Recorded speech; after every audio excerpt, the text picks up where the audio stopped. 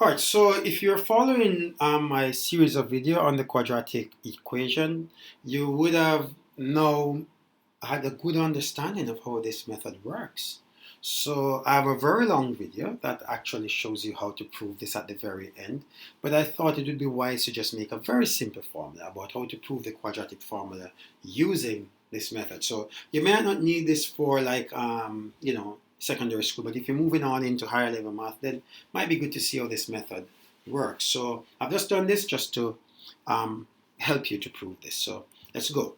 So the quadratic formula is set up in this way: ax squared plus bx plus c equals 0, and a is not 0 in this case. So we just want to work through this. In this method, you first need to divide by the coefficient of x squared. So I'll divide by a because a is not 0.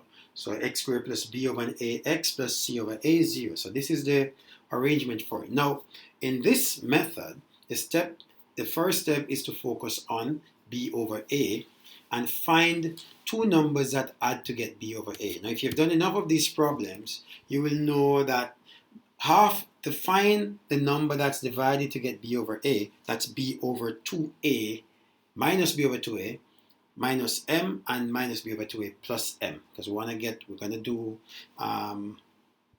minus b over a as our starting point. We change the sign, and then half of that is b over 2a, and then we do this. So if you're kind of like confused here, just check my earlier videos. I've explained all of this, why we have to divide it by 2 and all that stuff.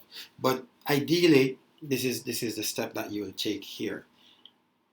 All right, so we want to find two numbers. The roots will be like this.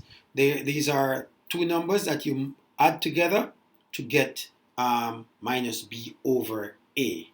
All right, so these are the two numbers you'll add to get minus b over a. It doesn't matter what m is, it will always happen, because when you add them algebraically, these minus m and plus m will become 0, and minus b over 2a and minus b over 2a will become minus 2b over 2a, which is minus b over a. So if you're at this level of maths, you'll see why this works. So the first thing is that we know that the roots of the quadratic equation is always arranged in this format, where the two numbers, the roots, when they are multiplied together, they should also equal to c over a, and if you add them, they should equal to minus b over a. All right? So let's go.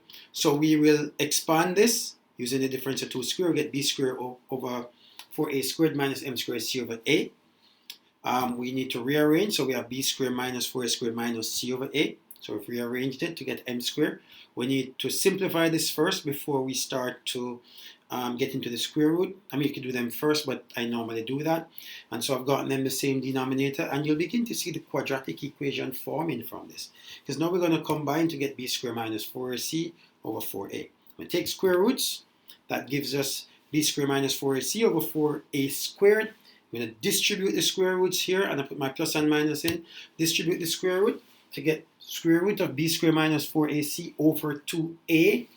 And then I'm going to substitute this back over here, because now I found m, but it's plus and minus and it's the same thing, so I'll just put this over here so it looks like this. Minus b over 2a plus or minus b squared minus 4ac over 2a. The denominators are the same, so I can combine them to get the quadratic formula. That's maybe the fastest you've ever seen it done in an intuitive way. So go back through. The biggest part here is remember in this step that the we need to get minus b over a, because the roots will multiply to get minus b, will add to get minus b over a, but multiply to get c over a.